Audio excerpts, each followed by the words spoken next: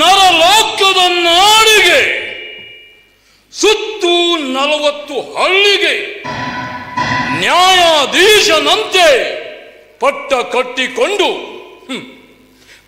ಕಂಡವರ ಕಣ್ಣಲ್ಲಿ ನೀನು ಕುಬೇರನಾದರೆ ಈ ದೇಸಾಯಿ ಮನೆತನದವರ ಕಣ್ಣಲ್ಲಿ ನೀನೊಂದು ಸಣ್ಣ ನೆರ ಕುನ್ನಿ.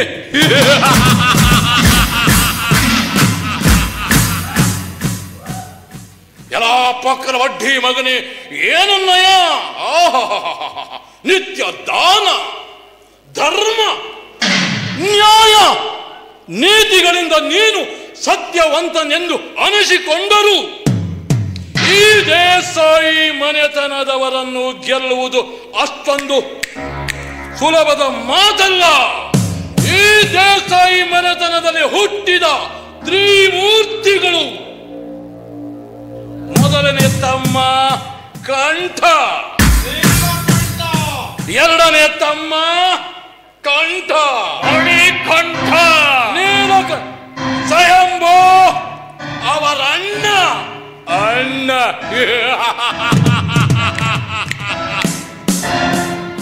ಕಂಠ ವಿಷ ಕಂಠ.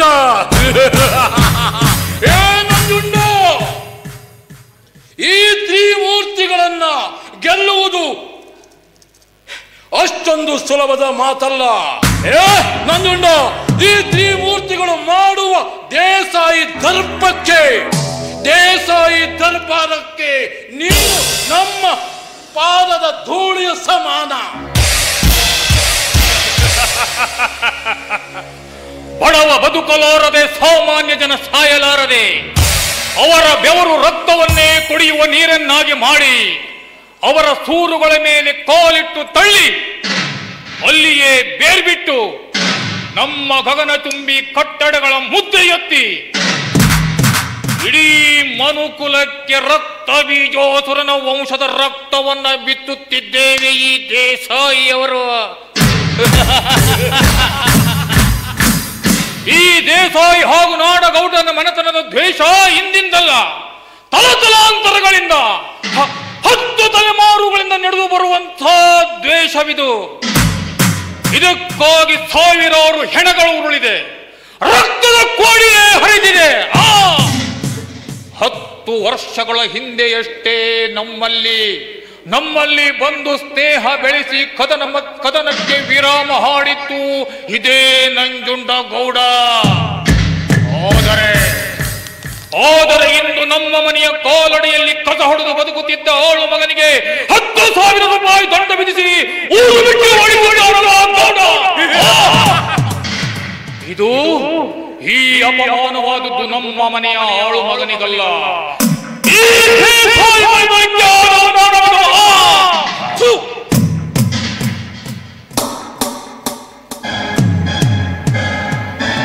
ನಂಜುಂಡ. ಈ ದೇಸಾಯಿ ಮನೆತನದವರನ್ನ ಹೆದರಿಸುವ ಗಂಡು ನೀನಲ್ಲ. ಈ ಭೂಮಿ ಮೇಲೆ ಇನ್ನೂ ಹುಟ್ಟಿ ಬಂದಿಲ್ಲ ನಂಜುಂಡ. ಅಂತಹ ಗಂಡು ಈ ಭೂಮಿ ಮೇಲೆ ಹುಟ್ಟಿ ಬಂದದ್ದೇ ಹೋದರೆ ಅಂತವರ ತಲೆಯನ್ನು ತೆಗೆಯದೆ ಬಿಟ್ಟವರಲ್ಲ ಈ ದೇಸಾಯಿ ಮನೆತನದವರು.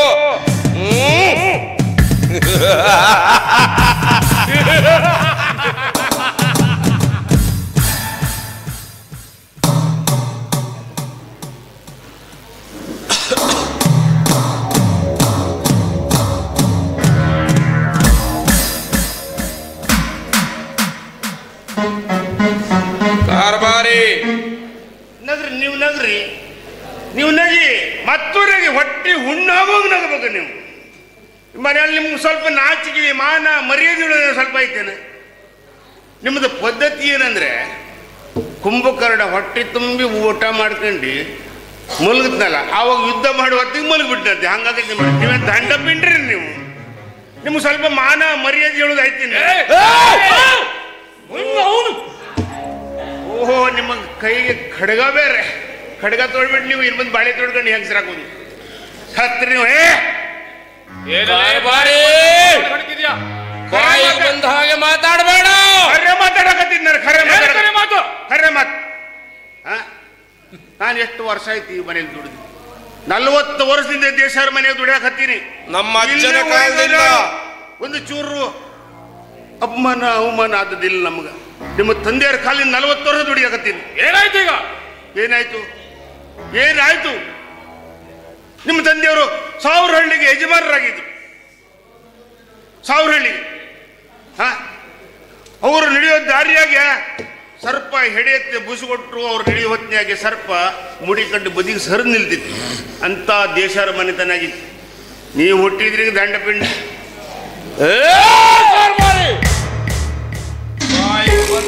ಮಾತಾಡಿ ನಮ್ಮ ಪಿತ್ತ ನೆತ್ತಿಗೇರಿಸಬೇಡ ಕಾರ್ಬಾರಿ. ಹೇಳು ಕಾರ್ಬಾರಿ, ಆ ನಂಜುಂಡನಿಗೆ ಏನ್ ಮಾಡ್ಬೇಕು ಹೇಳು. ಏನ್ ಮಾಡ್ಬೇಕು? ಏನು ಮಾಡಬೇಡಿ. ಮನೆಯಾಗೆ ಅರುಕಲ್ ಉಂಟಲ್ಲ, 3 ಜನ ಕೂತು ಅರ್ಕಂತ ಕೂತ್ಕೊಳ್ಳಿ. ಮಗನೇ ನಿನ್ನನ್ನು ಹಾಕಿ ರೂಪುತ್ತೇವೆ.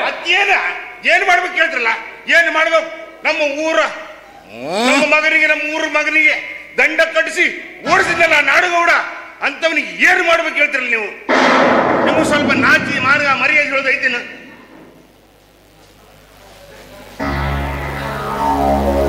ಯಾಕೆ ಬರೀ ಏನಾಯ್ತು? ಇನ್ನು ಮುಂದೆ ಈ ಹಳ್ಳಿಗೆ ನಮ್ದೇ ಅಧಿಕಾರ ಇರ್ಬೇಕು. ನಾವೇ ಈ ಅಧಿಕಾರದಲ್ಲಿ ಮೆರಿಬೇಕು. ಆ ನಾಡುಗೌಡನ ಏನಾದ್ರೂ ಮಾಡಿ ತೆಗಿಬೇಕು. ಕಾರ್ಬಾರಿ, ನಾಡಗೌಡ ಆ ನಾಡಗೌಡನೇನು ಹುಲಿನೋ ಸಿಂಹನೋ? ಅಂತಹ 100 ನಾಡಗೌಡನನ್ನ ನುಂಗಿ ಹಾಕುವ ತಾಕತ್ತು ಈ ಮಣಿಕಂಠನ ಛಾತಿಯಲ್ಲಿದೆ. ತ್ರಸೆ ತೀರದ ತೊಟ್ಟಿಕ್ಕುವ ರಕ್ತದಿಂದ ಸಿಡಿದೆದ್ದ ಸ್ಮಶಾನ ಸದೃಶ ಗೋರಿಯಿಂದ ಕ್ರೌರ್ಯಕ್ಕಾಗಿ ಹುಟ್ಟಿದ ಕಣ್ಣಲ್ಲಿ ರಕ್ತಗಳನ್ನು ರುಂಡ ಮುಂಡಗಳನ್ನು ಚಂಡಾಡಿ ರಕ್ತದ ಓಕುಳಿಯನ್ನೇ ಹರಿಸಿದ ಈ ದೇಸಾಯಿ ಮನೆತನಕ್ಕೆ ಓ ನಾಡಗೌಡ ಯಾವ ಲೆಕ್ಕನಲ್ಲಿ ಕೌರವರಿ, ಯಾವ ಲೆಕ್ಕ? ಹುಟ್ಟಿದ ರೋಮನ ನಾಡಿಗಳಲ್ಲಿ ರಕ್ತ ಬಸಿದು ಅಪಾರ ಮಸ್ತಕ ವಿಷದ ಕುಂಡವೇ ಕೆಂಡವಾಗಿ ಜೀವಂತ ಜ್ವಲಿಸುತ್ತಿರುವಾಗ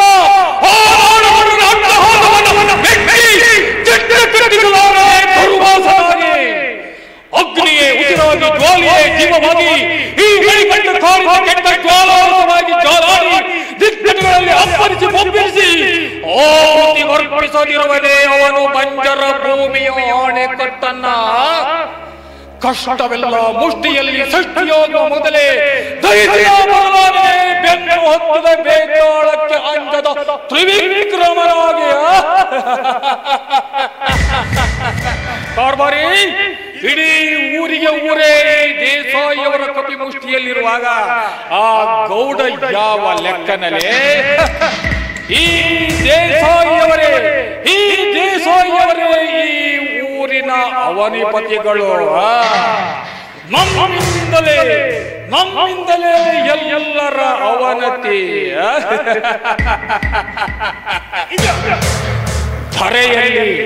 ಈ ಧರೆಯಲ್ಲಿ ಬಾಣಕ್ಕೆ ರಾಮ, ತ್ರಾಣಕ್ಕೆ ಭೀಮ, ಪ್ರಾಣಕ್ಕೆ ವಿಷ ನೀಲ ಮಣಿಕಂಠ.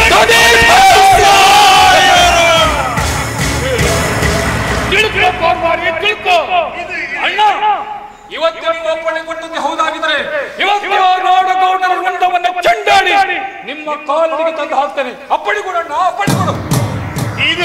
ಇದು ಮಾತ್ರ ಅಪ್ಪುಟದ ಮಾತಿದು ಪಕ್ಕ. ಹೋಗಿ ಆ ನಾಡಗೌಡನ ಕಡಿದು ತುಂಡು ತುಂಡು ಮಾಡಿ ಅವನನ್ನು ಸುಟ್ಟು ಆ ಬೂದಿ ನನ್ನ ಕೈಲಿ ತಂದು ಕೊಡಿ. ಇದೇ ಸರಿಯವತ್ತಿ ನದಿಯಾಗ ಬಿಡ್ತೀನಿ, ಬಳದು ಹೋಗ್ಲಿ ನನ್ನ ಮಗ ಕೀರಳ ಕಡೆಗೆ. ಕಾರ್ಬಾರಿ, ನೀನೇ ಒಂದು ಕೆಲಸ ಮಾಡ್ಬಿಡು. ಏನು ಮಾಡ್ಬೇಕಿಲ್ಲ? ನಿನ್ನ ಕೈಯಲ್ಲಿ ನಾನೇ AK-47 ಗನ್ ಕೊಡ್ತೀನಿ. ಆ ನನ್ನ ಮಗನ ಮನೆ ಹೊಕ್ಕಿ ಅವನನ್ನ ಎದೆಗೆ ಗುಂಡಿಟ್ಟು ನೀನೇ ಕೊಂದ್ಬಿಡು. ಅದನ್ನ ದಕ್ಕಿಸಿಕೊಳ್ಳೋ ಧೈರ್ಯ ನಮಗಿರಲಿ. ದೇಸಾಯವ್ರ, ನೀವು ತಿಳುಕು ಮಾತಾಡ್ತಿರೋ ತಿಳಿಲಾರದೆ ಮಾತಾಡ್ತೀರೋ ನಾವು ಒಂದು ಅರ್ಥ ಆಗೋದು. ಅಲ್ಲ, ಹುಲಿ ಮಾಡೋ ಕೆಲಸ ಹುಲಿ ಮಾಡಬೇಕು, ಇಲಿ ಮಾಡೋಕ್ಕಾಗ್ತದೆಯ? ನೀವು 3 ಜನ ಹುಲಿ ಇದ್ದಂಗೆ ಇದ್ದೀರಿ. ನಾನು ನೋಡ್ರಿ, ನನ್ನ ಹತ್ರ ಆಗ್ತದೆ ಏನು ಕೆಲಸ? ಈ ಮಹಾಭಾರತದಲ್ಲಿ ಈ ಶಕುನಿಗೆ ಏನು ಹೇಳ್ಕೊಡ್ತೀನಲ್ಲ, ಆ ಕೆಲಸ ನನ್ನ, ಅದು ಬಿಟ್ಟರೆ ನಂದೇನಿಲ್ಲ. ಹಾಗಾದ್ರೆ ನಿನ್ನ ಮಾತು ನನಗೆ ಅರ್ಥವಾಯ್ತು. ಹೋಗ್ಲಿ ಬಿಡು, ಆ ವಿಷಯ ಬಿಟ್ಟ ನಾವೇ ಹೋಗಿ ಬರ್ತೀವಿ. ನೀಲಕಂಠ ಅಣ್ಣ, ಮಣಿಕಂಠ ಅಣ್ಣ, ಆ ನನ್ನ ಮಗ ನಂಜುಂಡ ನಾಡಗೌಡ ಈ ದೇಸಾಯಿ ದರ್ಬಾರಕ್ಕೆ ಅಡ್ಡಗೋಡೆಯಾಗಿ ನಿಲ್ತಾ ಇದ್ದಾನೆ. ಆ ನನ್ನ ಮಗನಿಗೆ ಒಂದು ಕೈ ನೋಡ್ಕೊಂಡು ಬರೋಣ. ಬನ್ನಿ ಹೋಗೋಣ. ನಾಳಿನ ಸೂರ್ಯೋದಯ ಆ ಗೌಡ ನೋಡಬಾರದು. ಬರೋಣ, ಹೋಗೋಣ.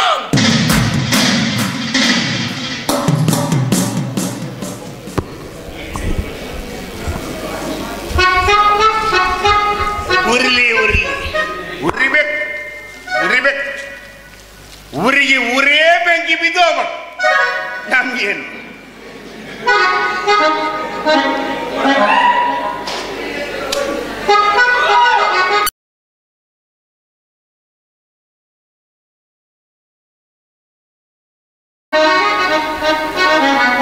ಊರೇ ಬೆಂಕಿ ಬೀಳ್ಬೇಕು.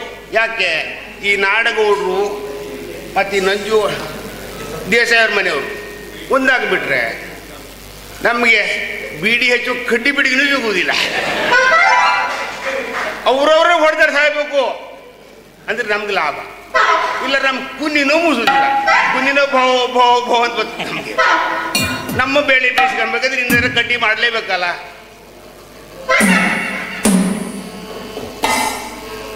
ಈಗ ಉರಿತದೆ, ಈಗ ಉರಿಬೇಕು. ಊರಿದ ಅವ್ರು ಹೊಡೆದಾಡು ಸಾಯ್ಬೇಕು, ಯಾರೊಬ್ರು ಸಾಯ್ಬೇಕು. ಅಲ್ಲಿವರೆಗೆ ನಮ್ಗೆ ಸಮಾಧಾನ ಇಲ್ಲ.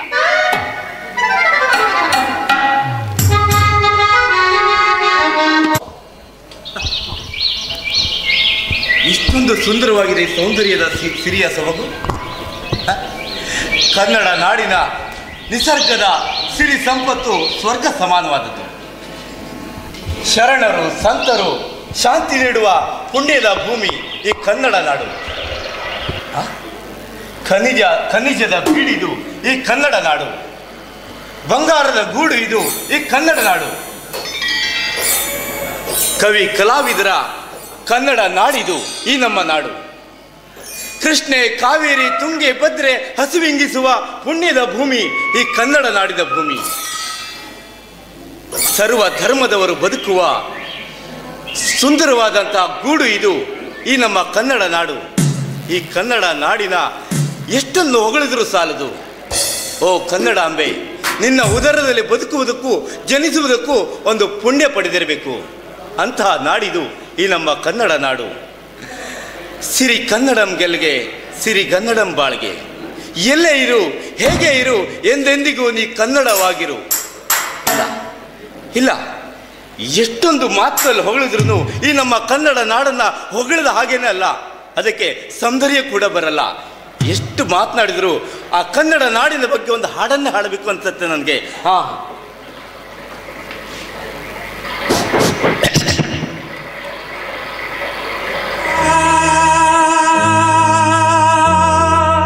ರೋಮಾಂಚನವೀ ಕನ್ನಡ, ಕಸ್ತೂರಿ ನುಡಿದು ಕರುಣಾಳು ಮಣ್ಣಿದು. ಚಿಂತಿಸು, ವಂದಿಸು, ಪೂಜಿಸು, ಪೂಜಿಸು.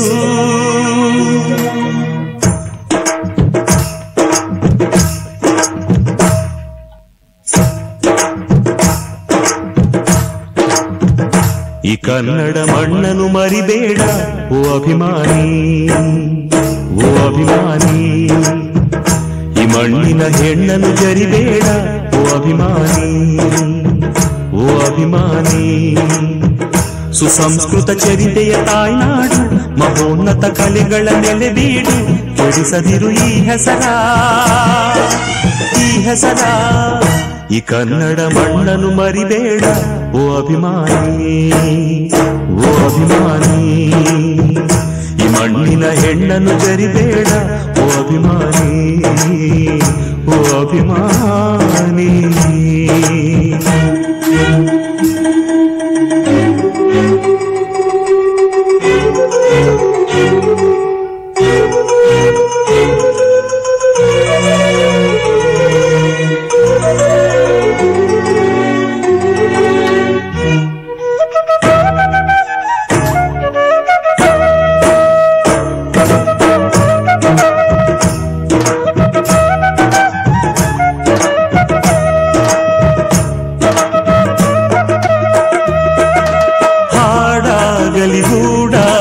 ನಾಡಾಗಲಿ ಕಟ್ಟೋಕೆ ನಾನಾ ದಿನ, ಕೆಡವೋಕೆ ಮೂರೇ ದಿನ. ಹರಸಿದರು ಮುನಿಗಳು, ಗಳಿಸಿದರು ಕಲಿಗಳು, ನೆತ್ತರಲ್ಲಿ ನೆಚ್ಚಿನ ಈ ನೆಚ್ಚಿನ ಸಾಮ್ರಾಜ್ಯವ. ಹಾಡಿದರು ಕವಿಗಳು, ಕರಗಿದವು ಶಿಲೆಗಳು, ತುಂಬಿದರು ಎದೆಯಲಿ ಸಿರಿಗನ್ನಡ ಅಭಿಮಾನವ. ಕನ್ನಡ ರೋಮಾಂಚನವೀ ಕನ್ನಡ. ಹಾಡಿಸು, ಕೇಳಿಸು, ಪ್ರೀತಿಸು. ಈ ಕನ್ನಡ ಮಣ್ಣನ್ನು ಮರಿಬೇಡ ಓ ಅಭಿಮಾನಿ, ಓ ಅಭಿಮಾನಿ. ಈ ಮಣ್ಣಿನ ಹೆಣ್ಣನ್ನು ಜರಿಬೇಡ ಓ ಅಭಿಮಾನಿ, ಓ ಅಭಿಮಾನಿ.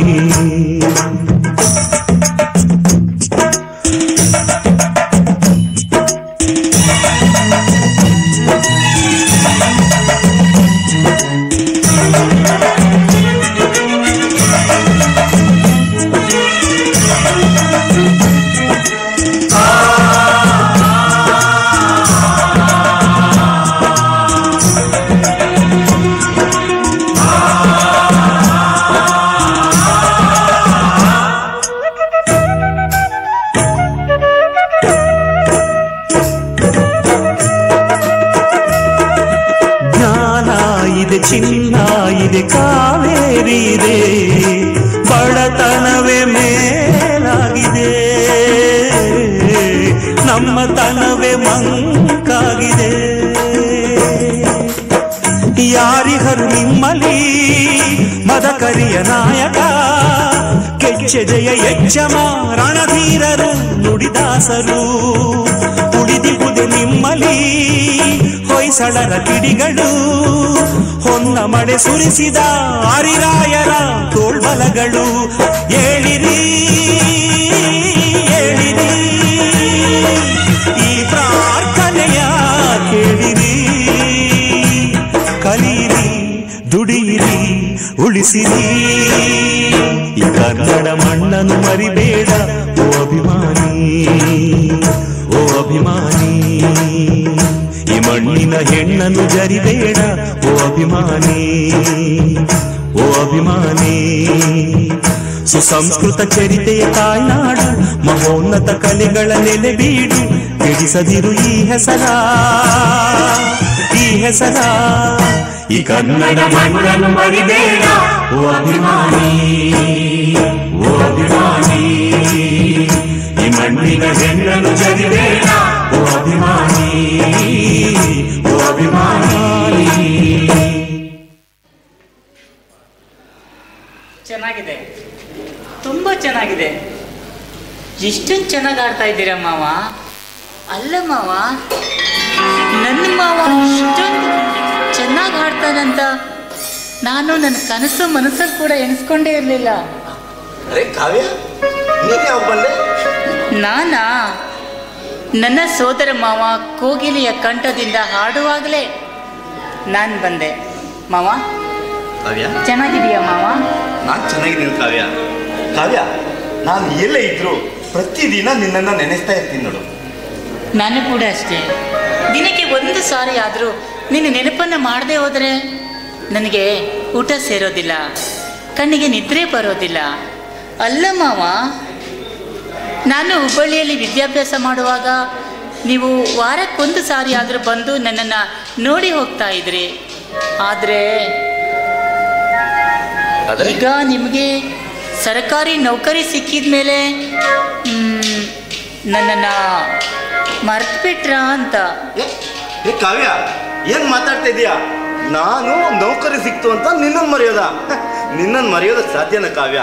ನೀನು ಬೇರೆ ಯಾರೋ ಅಲ್ಲ ಕಾವ್ಯ, ನನ್ನ ಒಡಹುಟ್ಟಿದ ಅಕ್ಕನ ಮಗಳು. ಅಂದರೆ ನನ್ನ ಸೋದರ ಸೊಸೆ ನೀನು ಕಣೆ, ಸೋದರ ಸೊಸೆ.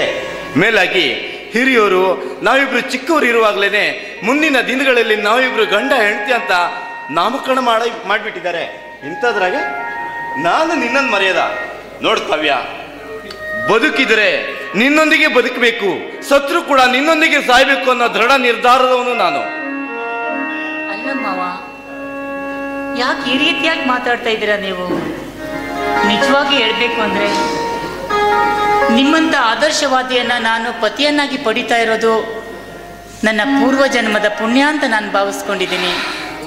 ನಾನು ಈ ಜನ್ಮ ಅಲ್ಲ ಮಾವ, ನಾನು 10 ಜನ್ಮ ಎತ್ತಿ ಬಂದರೂ ಕೂಡ ನೀವೇ ನನ್ನ ಭಾಳ ಗೆಳೆಯನಾಗಿ ಸಿಗಲಿ ಅಂತ ಆ ದೇವ್ರ ಹತ್ರ ಬೇಡ್ತೀನಿ.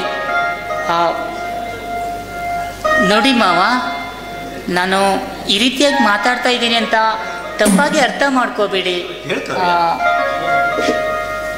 ಎಷ್ಟು ದಿನ ಅಂತ ಈ ರೀತಿ ಪ್ರೀತಿ ಪ್ರೇಮ ಅಂತ ಸುತ್ತಾಡೋದಕ್ಕೆ ಸಾಧ್ಯ? ಆದಷ್ಟು ಬೇಗ ಮದುವೆ ಆಗೋದು ಒಳ್ಳೇದಲ್ವಾ? ಹೌದು ಕಾವ್ಯ, ಅದ್ರ ಬಗ್ಗೆ ನಾವಿಬ್ರು ಒಂದು ಒಳ್ಳೆ ದಿವಸ ನೋಡಿ ಕೂತ್ಕೊಂಡು ನಿಮ್ಮ ಅಣ್ಣ ನಂಜಣ್ಣನೊಂದಿಗೆ ವಿಚಾರಿಸೋಣ, ಆಯ್ತಾ? ಅಲ್ಲ ಕಾವ್ಯ, ನಾನು ಇವತ್ತೇ ಊರಿಗೆ ಬರ್ತೇನೆ ಅಂತ ನಿನ್ಗೆ ಯಾರು ಹೇಳಿದ್ರು? ಅಣ್ಣ ನಂಜುಂಡನೇ ಹೇಳ್ದ.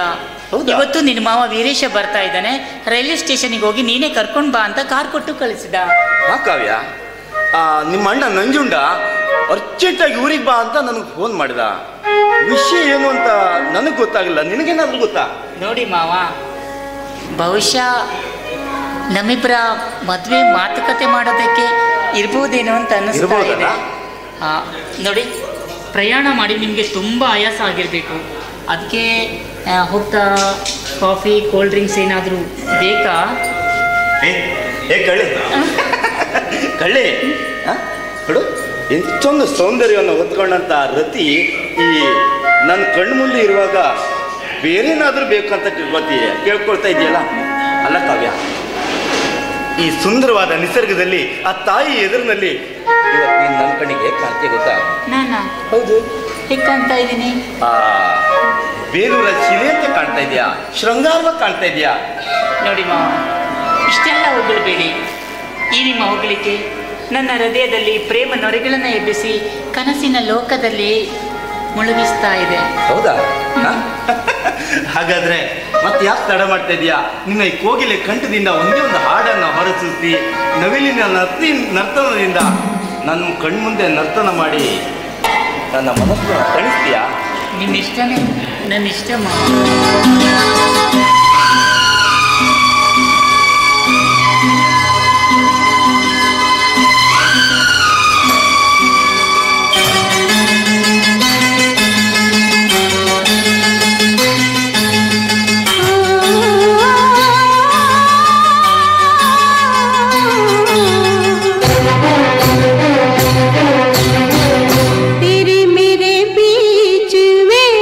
तेरे मेरे बीच में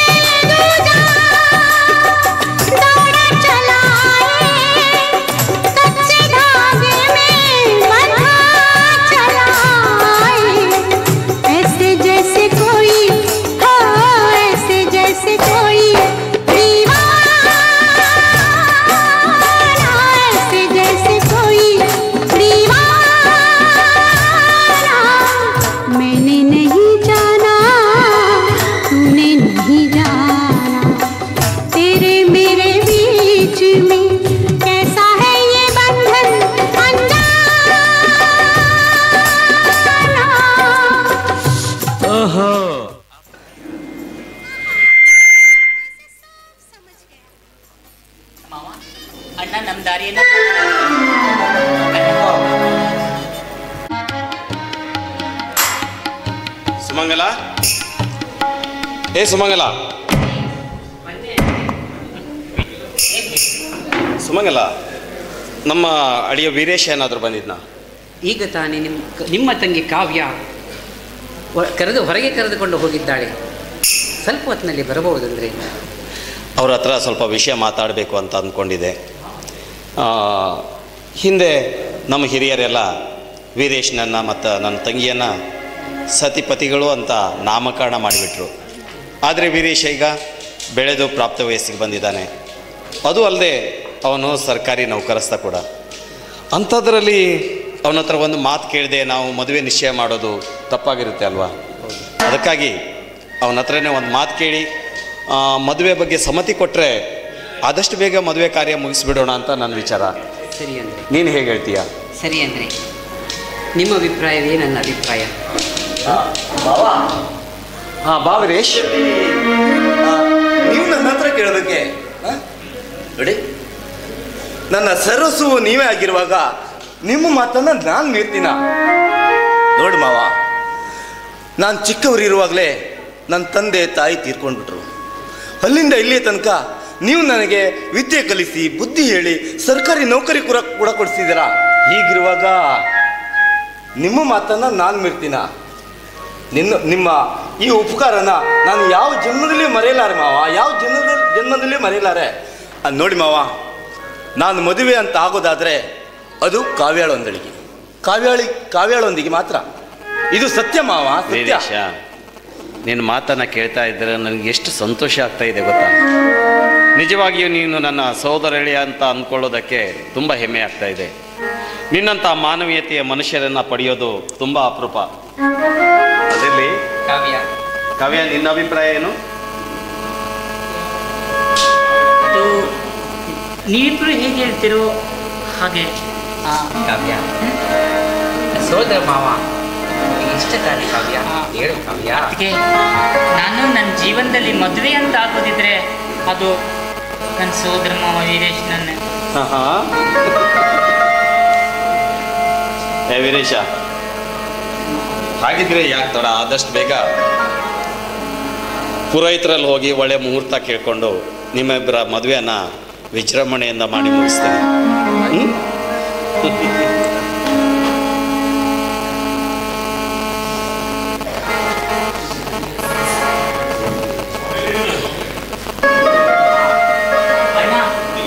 ಅದಕ್ಕೆ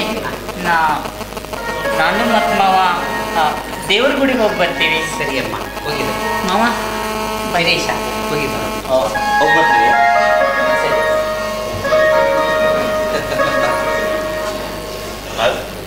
ಎಷ್ಟು ಸುಂದರವಾಗಿದೆಯಲ್ಲ ಜೋಡಿ.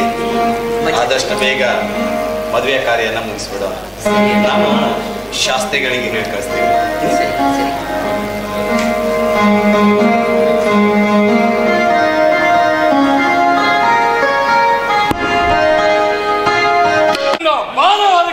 ನಂಜುಂಡಗೌಡ, ಹೊರಗಡೆ ಹಾಗೇನ್ ಮಾಡ್ತಾ ಇದೀಯ? ಬಾ ಬಾ.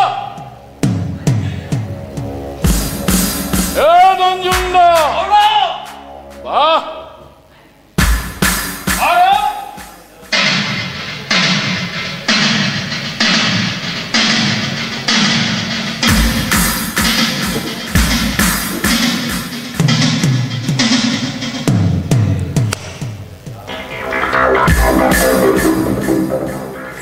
ಸುತ್ತ 40 ಹಳ್ಳಿಗಳಿಗೆ ಹೆಸರುವಾಸಿಯಾದಂತಹ ದೇಸಾಯಿ ಮನೆತನದ ಮಕ್ಕಳು, ಶ್ರೀಮಂತರು, ಸಾವಿರಾರು ಎಕರೆ ಭೂಮಿಯ ಮಾಲೀಕರು ಕೂಡ ತಲೆತಲಾಂತರಗಳ ನಡುವೆ ನಮ್ಮ ಮನೆತನದ ಮೇಲೆ ದ್ವೇಷನ ಸಾಧಿಸಿಕೊಂಡು ಬಂದವರು. 10 ವರ್ಷಗಳ ಹಿಂದೆ ನನ್ನ ಮನೆ ಮೆಟ್ಟಿಲನ್ನ ತುಳಿಯೋದಿಲ್ಲ ಅಂತ ಆಣೆ ಮಾಡಿ ಹೋದವರು ಇವತ್ತು ನೀವಾಗಿಯೇ ನನ್ನ ಮನೆ ಬಾಗಿಲನ್ನ ತುಳಿದು ನನ್ನ ಮೆಟ್ಟಿಲೇರಿ ಬಂದಿದ್ದೀರಾ. ಇಷ್ಟಕ್ಕೂ ನನ್ನ ಮನೆಗೆ ಬಾಗಿಲಿಗೆ ಬಂದ ಮೇಲೆ ನಿಮ್ಮನ್ನ ಗೌರವದಿಂದ ಕಾಣಬೇಕಾದದ್ದು ನನ್ನ ಕರ್ತವ್ಯ. ಅದಕ್ಕಾಗಿ ಸಿಡಿದದ್ದು ಬಂದ ನಿಮ್ಮ ಮನಸ್ಸಿಗೆ ಶಾಂತಿ ತಂದು ಏನೇ ಸಮಸ್ಯೆ ಇದ್ರೂ ಕೂಡ ಕುಳಿತುಕೊಂಡು ಮಾತಾಡಿ ಪರಿಹಾರ ಮಾಡ್ಕೊಳ್ಳೋಣ. ಕುಳಿತುಕೊಳ್ಳಿ. ಸುಮಂಗಲ, 4 ಗ್ಲಾಸ್ ಹಾಲನ್ನು ತೆಗೆದುಕೊಂಡು ಬಾ ಇಲ್ಲಿ. ನಿನ್ನ ಮಾತಿನ ಮೋಸಕ್ಕೆ ಮರುಳಾಗುವ ಮಂಖ್ಯಗಳು ನಾವಲ್ಲ. ನಿನ್ನ ಮನೆತನದ ಹಾಲು ನಮ್ಮ ಪಾಲಿಗೆ ಎಷ್ಟಾದರೂ ನೀನು ನಮ್ಮ ಪಾಲಿಗೆ ವೈರಿ. ಮಾತಿನ ಒಪ್ಪಂದವನ್ನು ಮುರಿದು ನಿನ್ನ ಮನೆಯ ಮೆಟ್ಟಿಲು ತುಳಿದು ನಿನ್ನಿಂದ ಮರ್ಯಾದೆ ಪಡೆದುಕೊಂಡು ಹೋಗುವುದಕ್ಕಾಗಿ ನಾವು ಇಲ್ಲಿಗೆ ಬಂದಿಲ್ಲ. ಒಂದು ತೀರ್ಮಾನ ಮಾಡ್ಕೊಂಡು ಹೋಗುವುದಕ್ಕಾಗಿ ನಾವು ಇಲ್ಲಿಗೆ ಬಂದಿದ್ದೇವೆ. ತೀರ್ಮಾನನ? ಅದು ಯಾವ ತೀರ್ಮಾನ ಅಂತ ಕೇಳಿ.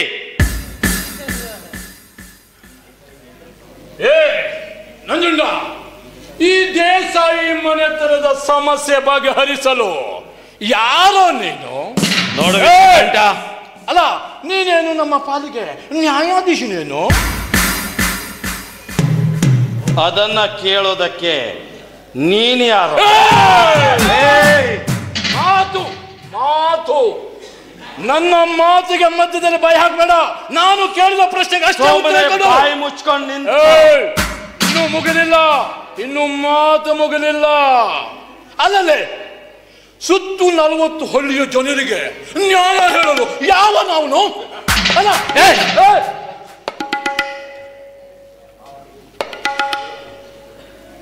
ಒಳ್ಳೆಯ ಮಾತಿನಿಂದ ಹೇಳ್ತೀನಿ, ಈ ನಾಡಗೌಡನನ್ನ ಕೆಣಕೋದಕ್ಕೆ ಬರಬೇಡ. 4 ಜನರಿಗೆ ಒಳ್ಳೇದು ಮಾಡೋದಕ್ಕೆ ಯಾರು ಅಧಿಕಾರವನ್ನು ಕೊಡಬೇಕಾದದ್ದಿಲ್ಲ. 40 ಹಳ್ಳಿಗಳ ಜನರ ಆಶೀರ್ವಾದ, ಪ್ರೀತಿ ನನ್ನನ್ನ ಜನನಾಯಕನನ್ನಾಗಿ ಮಾಡಿದೆ. ಇಷ್ಟಕ್ಕೂ ಹಸಿದು ಬಂದವರಿಗೆ ಅನ್ನ ಕೊಡೋದು ನನ್ನ ಧರ್ಮ. ಅನ್ಯಾಯ ಆಗಿದೆ ಅಂತ ನ್ಯಾಯ ಕೇಳೋದಕ್ಕೆ ಬಂದ್ರೆ ನ್ಯಾಯ ಕೊಡೋದೇ ನನ್ನ ನೀತಿ. ಸತ್ಯಕ್ಕಾಗಿ ಬಂದವರಿಗೆ, ನ್ಯಾಯಯುತವಾಗಿ ಈ ಸಮಾಜದಲ್ಲಿ ನಡೆಯುವವರಿಗೆ ತಲೆ ಬಾಗ್ತೀನಿ. ಅನ್ಯಾಯದಿಂದ ತಲೆ ಎತ್ತಿದ್ರೆ ಅವ್ರ ತಲೆನೇ ಕತ್ತರಿಸ್ತೀನಿ. ಇದು ಈ ನಾಡಗೌಡ ನಂಜುಂಡಿಯ ಸಿದ್ಧಾಂತ. ನಂಜುಂಡ,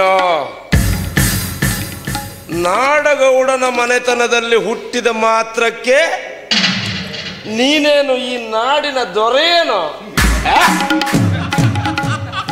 ನಾವು ದೊಡ್ಡವರ ಮಕ್ಕಳೇ, 1000 ಎಕರೆ ಸರ್ದಾರ್ರೆ. ನಮ್ಮ ಅಜ್ಜ ಮುತ್ತಜ್ಜ ಒಂದಲ್ಲ ಒಂದು ಕಾಲದಲ್ಲಿ ಈ ನಾಡನ್ನು ಆಳಿದವರೇ. ನಮ್ಮಂತವರ ಮನೆಯ ಆಳ ಮಗನಿಗೆ ದಂಡ ವಿಧಿಸಿ ಊರು ಬಿಟ್ಟು ಓಡಿಸ್ತೀಯ? ಎಷ್ಟಿರಬೇಡ ನಿನ್ನ ಮೈಯಲ್ಲಿ ಸೊಕ್ಕು. ಸೊಕ್ಕು ಯಾರಿಗ ಸೊಕ್ಕು? ಮೈ ಮುರಿದು ಬೆವರನ್ನ ಸುರಿಸಿ ಯಾರು ಅನ್ನ ತಿಂತಾರೋ ಅವರಿಗಿರೋದು ಶಕ್ತಿ.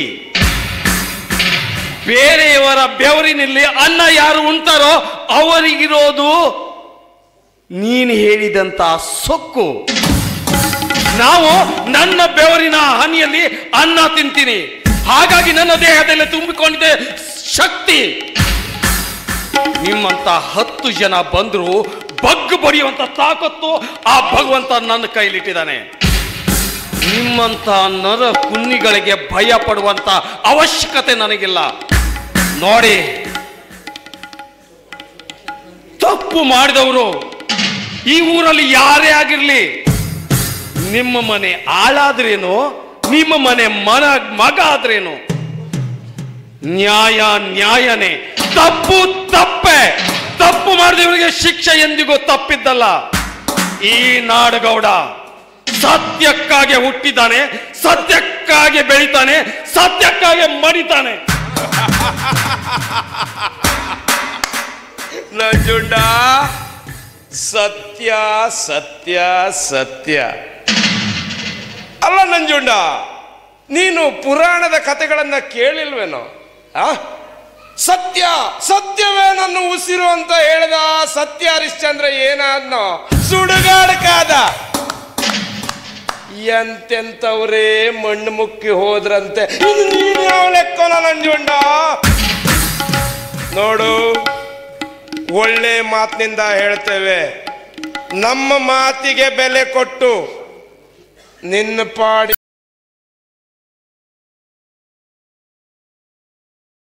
ನೀನಿದ್ರೆ ಸರಿ, ನಮ್ಮ ಪಾಡಿಗೆ ನಾವಿರ್ತೇವೆ. ಇಲ್ಲ ಇನ್ನೊಮ್ಮೆ ನಮ್ಮ ತಂಟೆಗೆ ಬಂದ್ರೆ ನಂಜುಂಡ ನಿನ್ನ ತಲೆ ತೆಗಿದೆ. ನಾವು 3 ಜನ.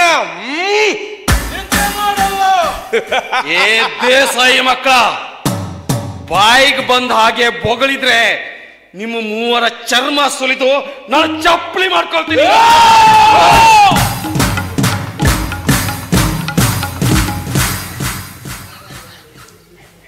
ಒಂದು ಹೆಜ್ಜೆ ಮುಂದಿಟ್ಟಿದ್ದೀಯಾದ್ರೆ ನಿಮ್ಮ ಕೈ ಕಾಲುಗಳನ್ನ ಕತ್ತರಿಸ್ಬಿಡ್ತೀನಿ. ಒಳ್ಳೆ ಮಾತಿನಿಂದ ಹೇಳ್ತೀನಿ. ಸುತ್ತ 40 ಹಳ್ಳಿಗಳಿಗೆ ಗೊತ್ತು ನೀವೆಂತ ನೀಚರು ಅನ್ನೋದು. ಇನ್ನೊಂದು ಕ್ಷಣ ಕಾಲ ನನ್ನ ಮನೆಯಲ್ಲಿ ಇರ್ಕೂಡ್ದು. ಹೊರಟು ಹೋಗಿ ಇಲ್ಲಿಂದ. ಇಲ್ಲ ಅಂದ್ರೆ ಏನ್ ಮಾಡ್ತೀಯ ನೀನು? ಗೌಡ ಏನೋ ಮಾಡ್ತೀಯ. ಈ ನಂಜುಂಡ ನಾಡೆ ಗೌಡ ಅಂದ್ರೆ ಏನು ಅಂತ ನಾನು ನೋಡ.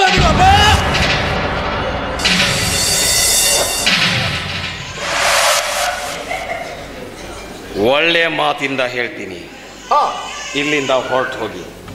ನಾವು ಹೊರಟು ಹೋಗ್ಬೇಕಾ? ಇಲ್ಲಿದ್ರೆ ಏನ್ ಮಾಡ್ತೀಯ?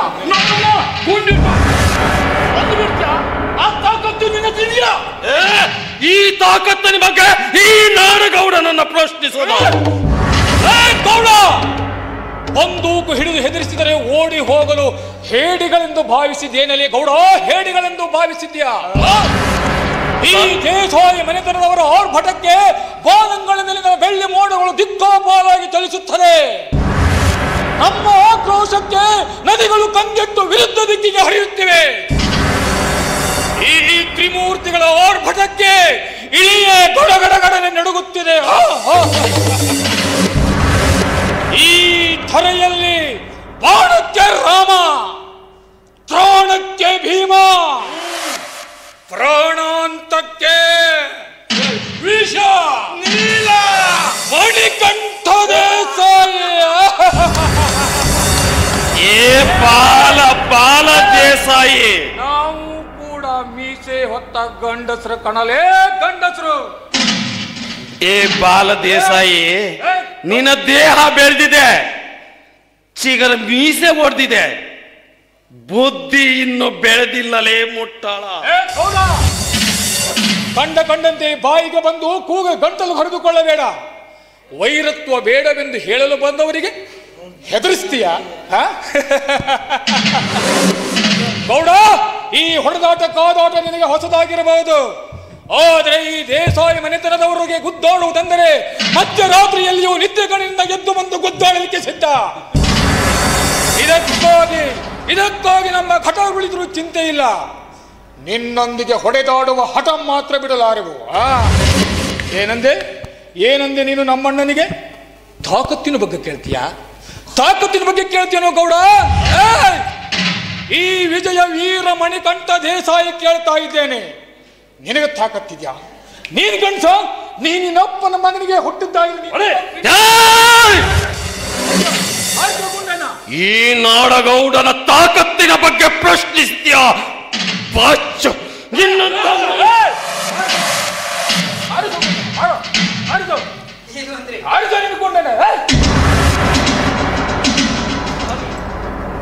ಇಂತಹ ಕೆಟ್ಟ ವಿಚಾರ ಯಾಕೆ ಮಾಡುತ್ತೇವೆ? ದಯವಿಟ್ಟು ದಯವಿಟ್ಟು ನಿಮ್ಮ ಕೈ ಮುಗಿದು ಕೇಳಿಕೊಳ್ಳುತ್ತೇನೆ. ಬಿಸಾಕಿ ಅಂದ್ರೆ ಬಿಸಾಕಿ. ಮೊದಲು ಇಲ್ಲಿಂದ ಹೊರಟು ಹೋಗಿ ಇಲ್ಲಿಂದ. ಏ ಸುಮಂಗಲ, ನಿನ್ನ ಗಂಡನಿಗೆ ತಿಳಿಸೇಳು, ಇದೇ ವೈರತ್ವ ಮುಂದುವರಿಸಿದ್ದೇ ಆದರೆ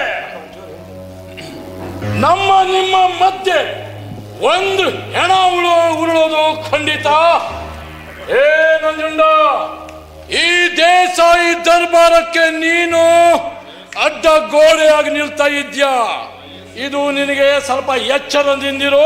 ಏ ಸುಮಂಗಲ ಗೌಡ್ತೆ, ಇನ್ನೊಂದ್ಸಲ ನಾನು ಹೇಳ್ತಾ ಇದ್ದೀನಿ, ನಿನ್ನ ಗಂಡನಿಗೆ ತಿದ್ದಿ ತಿಳಿಸಿ ಹೇಳು.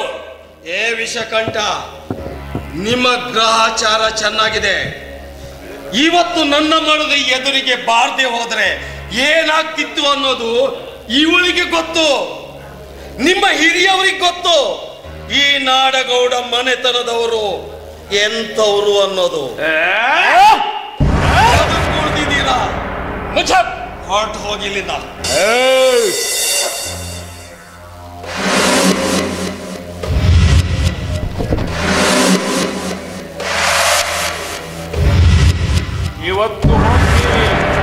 ಇವತ್ತು ಹೋಗ್ತೀವಿ, ಆದರೆ ನಿನ್ನ ಹೆಣ ಬೀಳುವುದು ಈ ದೇಸಾಯಿ ಮನೆತನದಿಂದವರಿಂದಲೇ. ತಿಳಿದುಕೋ ಗೌಡ, ತಿಳಿದುಕೋ. ಯಾವತ್ತಿದ್ರು ಇಲ್ಲಿ ನಡೆಯೋದು ದೇಸಾಯಿ ದರ್ಬಾರ. ಏ ಮುಟ್ಟಾಳು ದೇಸಾಯಿಗಳ, ನಿಮ್ಮ ಸರ್ವನಾಶ ಮಾಡೋದಾಗಿದ್ರೆ ಕ್ಷಣ ಕಾಲ ಸಾಕು. ಏನು ಅಂದ್ರೆ ನೋಡ್ ಸುಮಂಗಲ, ಊರನ್ನ ಪೂರ್ತಿಯಾಗಿ ಕೆಡಿಸ್ತಾ ಇರೋರು ಈ ನೀಚಿರು.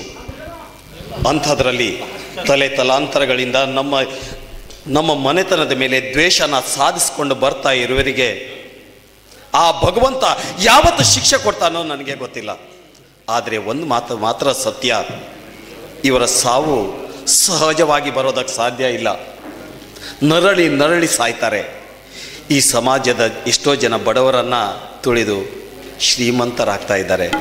ಅವರ ಶಾಪ ಇವರಿಗೆ ತಟ್ಟದೇ ಇರುತ್ತೇನೆ. ಸ್ವಾಮಿ, ದುಷ್ಟರ ಸಹವಾಸ ನಮಗೆ ಯಾಕೆ ಬೇಕು? ದಯವಿಟ್ಟು ಅವರ ತಟ್ಟೆಗೆ ಹೋಗಬೇಡಿ ಅಂದರೆ ಹೋಗಬೇಡಿ. ನಾವು ಅವರಿಗೆ ಹೆದರ್ ಕುಂತ್ರೆ ಅವ್ರ ಅಟ್ಟಹಾಸ ಇನ್ನೂ ಹೆಚ್ಚಾಗ್ತಾನೆ ಹೋಗುತ್ತೆ. ಅಂಥವ್ರನ್ನು ಮೆಟ್ಟಿ ನಿಲ್ಲಬೇಕು. ಆವಾಗಲೇ ಈ ನಾಡಗೌಡರ ಮನೆತಕ್ಕೂ ನನಗೂ ಒಂದು ಕಿಮ್ಮತ್ತು.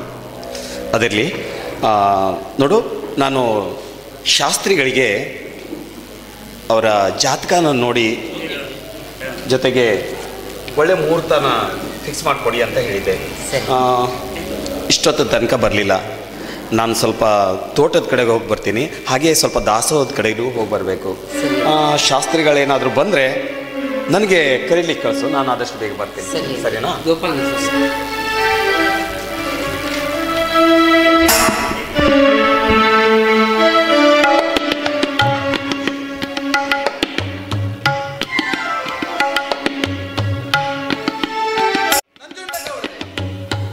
ಯಾರಿದ್ದೀರಿ ಮನೆಯಲ್ಲಿ? ಯಾರು ಕಾಣಿಸ್ತಾ ಇಲ್ಲ?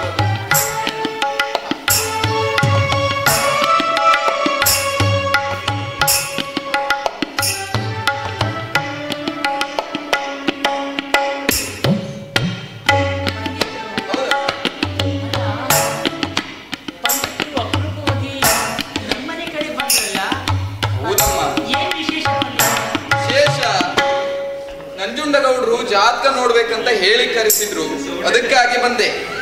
ಅದೇ ತನ್ನ ತಂಗಿ ಕಾವ್ಯ ಮತ್ತು ಸೋದರಳಿಯನಿಗೆ ಮದುವೆ ಮಾಡಬೇಕಾಗಿದೆ. ಅವರಿಬ್ಬರ ಜಾತಕ ಸರಿ ಹೋಗುತ್ತೋ ಇಲ್ವೋ ಯಾವುದಕ್ಕೊಮ್ಮೆ ನೋಡ್ಬೇಕನ್ನೋದಾಗಿ ಹೇಳಿ ಕಳಿಸಿದ್ರು. ಪಂಡಿತ್ರೆ, ಅವ್ರ ತಂಗಿ ಕಾವ್ಯ ನಾನೇ. ಹೌದಾ? ಹೌದು. ಒಳ್ಳೆಯದು. ಅದೇ ಅಣ್ಣ ಮತ್ತು ಅತ್ತಿಗೆ ಸೇರ್ಕೊಂಡು ನನ್ನ ಮದುವೆನ ನನ್ನ ಸೋದರ ಮಾವ ವೀರೇಶನ್ ಜೊತೆ ನಡೆಸಬೇಕು ಅಂತ ತೀರ್ಮಾನ ಮಾಡಿದ್ರು. ಅದೇ ವಿಷಯದ ಬಗ್ಗೆ ಜಾತಕ ನೋಡೋದಕ್ಕೆ ಕರೆಸಿರ್ಬೇಕು. ಅದಕ್ಕೆ ಬಂದ. ಪರವಾಗಿಲ್ಲ. ಅಣ್ಣ ಗೌಡ್ರು ಮನೇಲಿಲ್ವಾ? ಹೊರಗಡೆ ಹೋಗಿದ್ದಾನೆ, ಇಷ್ಟರಲ್ಲಿ ಬರ್ಬಹುದು. ಜಾತಕ ನೋಡ್ಬೇಕು. ಪರವಾಗಿಲ್ಲ, ನಾನಿದ್ದೀನಲ್ಲ, ಏನು ಅಂತ ನೋಡಿ ಹೇಳಿ. ನಿನ್ನಲ್ಲಿ ಹೇಳಬಹುದಮ್ಮ. ನಿಮ್ಮ ಜಾತಕ ಹೇಳಬೇಕು ಅಂತಾದ್ರೆ ನಿಮ್ಮಿರುವರ ಹುಟ್ಟಿದ ನಾಮಕರಣ, ದಿನಾಂಕ, ಕಾಲ ಇದೆಲ್ಲವನ್ನು ಹೇಳಬೇಕು. ನಿನಗೆ ಗೊತ್ತುಂಟಾ? ಅದು ರಾಶಿ ನಕ್ಷತ್ರ ಎಲ್ಲ ಅಣ್ಣ ಬರ್ದಿಟ್ಟು ಹೋಗಿದ್ದಾನೆ. ಹಾಗಾದ್ರೆ ಹೇಳು. ಸರಿ, ಕುತ್ಕೊಳ್ಳಿ. ಹಾಗೆ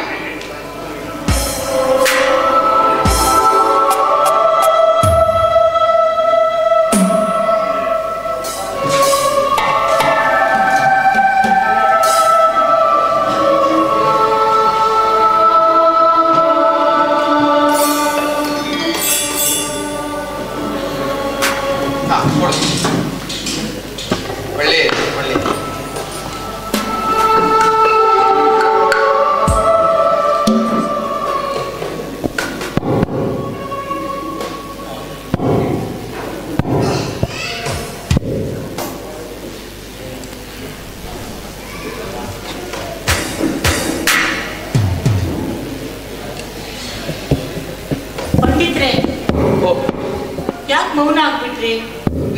ಅದು ಏನಿದೆ ಅಂತ ಹೇಳಿ. ಅದು ನಾನು ಹೀಗೆ ಹೇಳ್ತೇನೆ ಅಂತ ತಪ್ಪು ತಿಳಿಬೇಡಮ್ಮ, ಬೇಸರ ಆಗಬೇಡ. ಇದ್ದದ್ದು ಇದ್ದ ಹಾಗೆ ಹೇಳಿ ಹೋಗುವುದು ನಮ್ಮ ಧರ್ಮ. ಹೇಳದೆ ಹೋದರೆ ಅದರ ದೋಷ ನಮಗೇ ತಟ್ಟುತ್ತದೆ. ಜಾತಕದಲ್ಲಿ ಏನಿದೆ ಅಂತ ಹೇಳಿ ಪಂಡಿತ್ರೆ. ಹೌದಮ್ಮ, ನಿನ್ನ ಸೋದರ ಮಾವನನ್ನು ನೀನು ಮದುವೆಯಾದರೆ ಮದುವೆಯಾದ 3 ತಿಂಗಳಲ್ಲಿ ನಿನ್ನ ಸೋದರ ಮಾವ ಸತ್ತು ಹೋಗ್ತಾನೆ.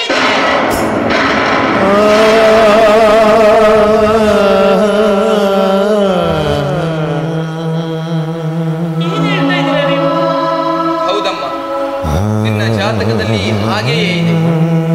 ಅದರ ದೋಷ ನಿನ್ನಿಂದಲೇ ಇದೆ. ನಿನ್ನಿಂದಲೇ ನಿನ್ನ ಸೋದರ ಮಾವನಿಗೆ ಗಂಡಾಂತರ ಇದೆ. ಅಂದ್ರೆ ನಾನು ನನ್ನ ಸೋದರ ಮಾವನನ್ನ ಮದುವೆ ಆಗ್ಬಾರ್ದ ನಾನು? ಆಗೋದು ಬಿಡೋದು ನಿಮಗೆ ಸಂಬಂಧಪಟ್ಟದ್ದಮ್ಮ. ಮದುವೆಯಾದರಿಗೆ ಅವನಿಗೆ ಸಾವು ನಿಶ್ಚಿತ. ನಾನಿನ್ ಬರ್ತೇನೆ.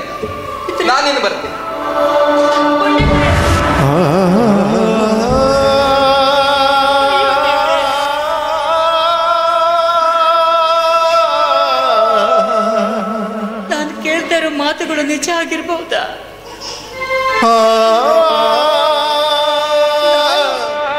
ನಾನು ಮನಸಾರೆ ಪ್ರೀತಿ ಮಾಡಿರೋ ನನ್ನ ಮಾವನನ್ನ ನಾನು ಮದುವೆ ಆದ್ರೆ ನನ್ನ ಮಾವ 3 ತಿಂಗಳಲ್ಲಿ ಸತ್ತು ಹೋಗ್ತಾರ?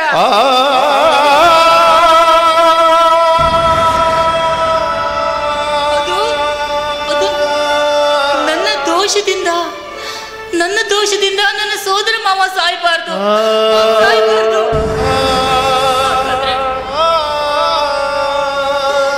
ಹಾಗಾದ್ರೆ ನಾನೇನ್ ಮಾಡ್ಲಿ ಈಗ? ಮಾವ,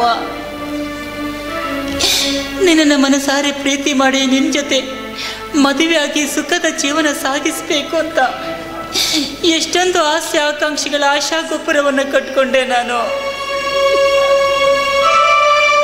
ಆದ್ರೆ ಆ ವಿಧಿ ಆ ಆಸೆಯನ್ನು ನೆರವೇರಿಸೋದಕ್ಕೆ ಸಾಧ್ಯ ಮಾಡಿಕೊಡ್ಲೇ ಇಲ್ಲ.